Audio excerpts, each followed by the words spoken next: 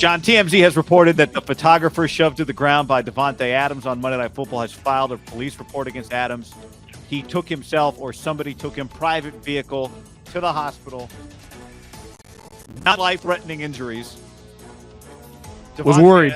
Yep, I know. Davante Adams apologized post-game in his media availability, and then has also since tweeted an apology. Instagram? Jeff Darlington said on NFL Live that the NFL continues to review the post-game incident for potential discipline that could include fine or suspension or jail time because the Raiders have a bye. I made that part up. NFL is aware they don't need to be expeditious as normal with the decision. There is no timetable. I saw Josh McDaniels, whose career you would say win-loss record. Eye test looks better than the win-loss record. Not going great. Wholeheartedly supported Davante Adams as a human and knows his character. He's standing by him. I do too. We can dive in. This character is not what I question. I would imagine a little. He's not used to losing, guy. He's just when you leave the Packers, someone DM'd us or tweeted at us.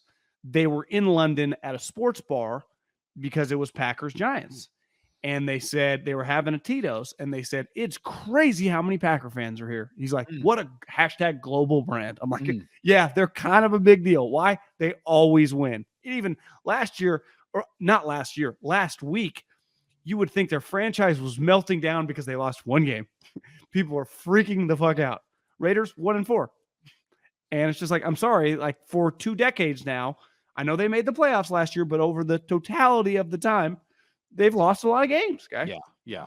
And it's and now Davante's infected, you're saying. Well, Davante was like kind of known as, if I would have told you, is Davante more likely to get in trouble and like something with police officers, or more likely one day to win the Man of the Year in the NFL? What would you choose? Man of the Year. So he's like a potential future Man of the Year candidate. Now he is on the front page of TMZ, shoving a camera guy or a boom mic guy, not exactly sure which one. And TMZ is reporting that the NFL is discipline coming at all angles. Unbelievable. Because they won 13 games in a row. Historically, 13. Packers. Yeah, 13 would mean you're 13-3. So the year the Niners beat them in the NFC Championship, they're the 2 seed. They play the Niners, they lose. But they won a playoff game and they get to the championship game. The following year, they're the number 1 seed in the COVID year. They lose to Thomas Brady, right? At home. They're hosting it. They're the favorite. Hell, I put money on them. Last year, they are also the number 1 seed, meaning that they didn't have to play a first game. So they actually didn't end up winning or losing a playoff game until they lost to the Niners. So he has lost 10 games in 3 years. Okay. And for back-to-back years, he lost 3 total games each year. And last year, he lost 4. So this year, on October 10th, he lost as many games in his Raider career as he did all of last season when the Packers were the number 1 seed. And I think when you look at most of his seasons there, beside the McCarthy year, 10-6, 10-6, 12-4, like he has been part of a very, very successful franchise. But I would say in the peak of his powers, like when Davante Adams to me has really become Davante Adams, starting about 3 years ago over this stretch, and even what he is right now, because he's on pace for about 100 catches and 16 touchdowns. Like he's having a fantastic statistical year. His statistics have translated into a dominant team. And right now it has to feel like I'm dominating. To me, he was clearly one of the best players on the field last night in a star-studded event, right? Mahomes, Kelsey, Chris Jones, Crosby, Davante. Like we're just clear eye-popping stars. And his team keeps losing over and over and over again.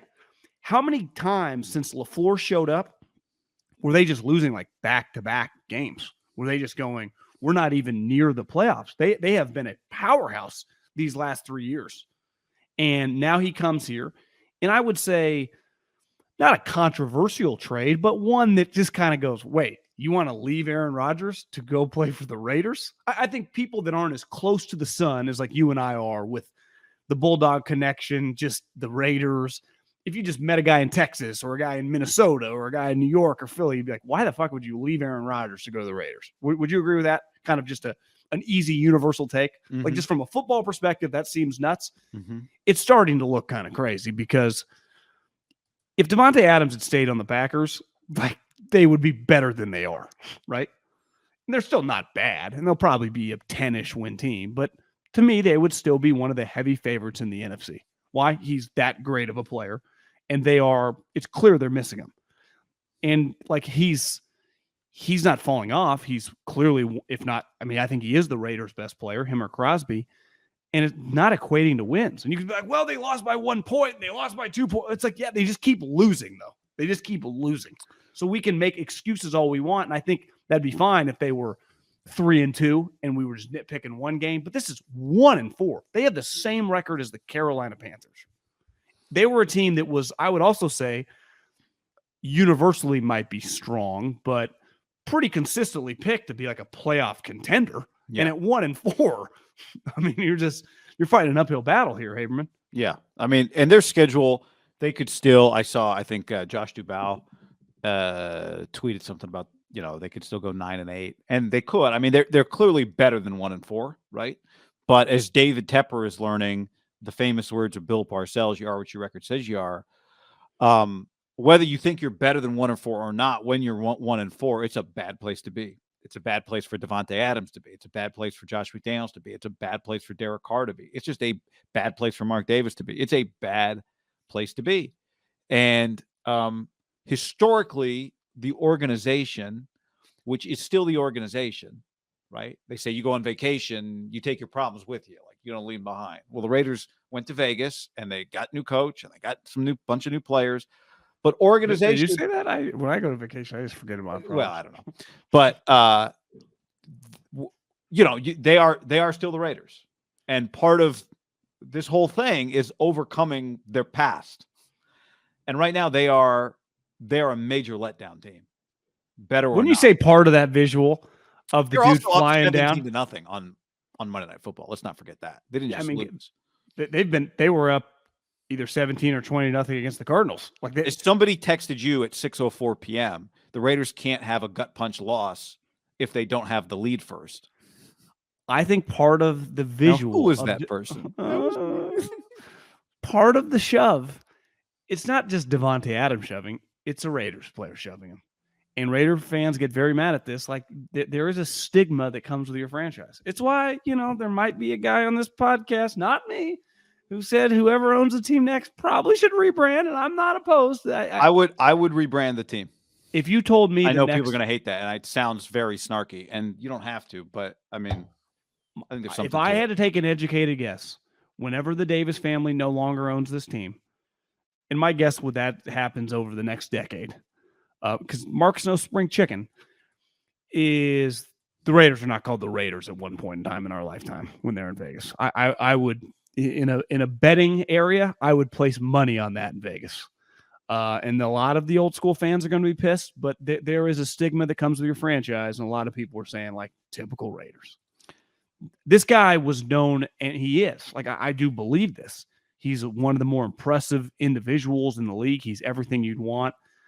And then this happens when he's on the Raiders. And I think part of this is, and I was somewhat tongue-in-cheek, I said this on the twitter.com, is like losing makes winners crack. Like losing makes high-level people lose their mind. And I'm not trying to absolve Davante from that, but like you said, there's a culture of the organization. For 20 years, since 2002, they've made the playoffs twice, and they've lost both games. They're both away games. This is a losing franchise. And Josh McDaniels is a losing head coach. That's not an opinion. That's a fact. And you just watch, like, they just found a way to lose last night. Now it's one of the best teams. It's a fantastic powerhouse squad they're playing on the road. You would say even if they were a 12-win team, like, that could happen, right? Like losing that game against Kansas City and Mahomes and Andy. Yeah, like, totally. You have the disadvantage.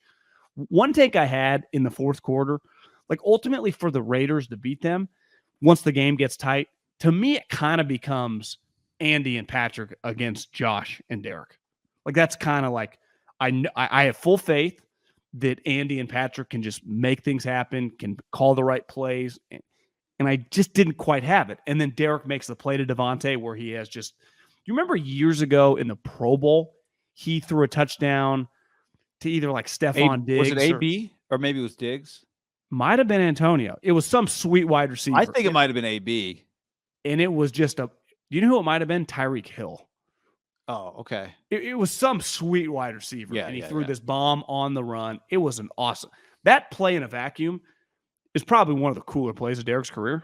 Yeah, I told you, I'll never forget where I was. You and I, we were together at Buffalo Wild Wings when Kaepernick threw a ball very similar to that. Collins was more on a line, but jump ball back of the end zone, Anquan Bolden against the Seahawks. Remember, kind of went through Earl Thomas's hand? Yeah, because it was just a rocket. This ball was a little different, and the reception was different, but it was an awesome.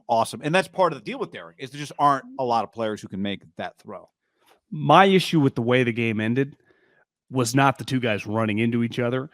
It was on 4th and 1. And it's not like there was 10 seconds left, so you had to be kind of crazy. Like there was time, if you get a first down, you can immediately spike it. You know, you don't have to get that much farther to get into field goal range. Why aren't they running a higher percentage, whether it's like a sprint out, a quick out, something to Renfro or Davante, like just toward the sticks? I thought that's kind of a crazy play call. Now, I don't know if Derek audibled at the line of scrimmage, some hot route because they were blitzing the house. Yeah. But I thought the attempt to like throw something that deep on 4th and 10, okay. 4th and 1, guy? 4th and 1? And there's time where the game continues. I thought that was a Josh Derek shit sandwich.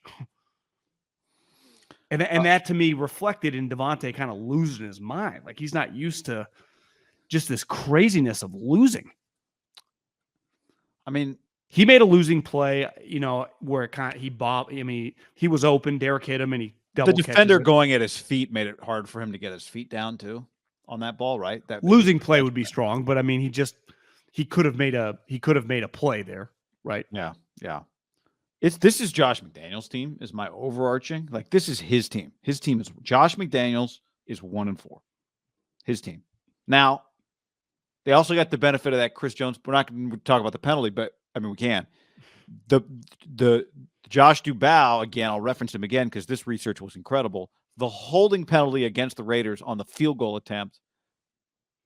Buck was like, it's the classic plug and pull or whatever. I'd never heard of it. Where the defender can't pull the offensive lineman for another defender to then shoot through the gap, has not been called in the NFL in 7 years. And the last time it was called against the Raiders. That's an amazing, amazing statistic. I thought that was a horseshit penalty. Just like the Chris Jones penalty was a horseshit penalty.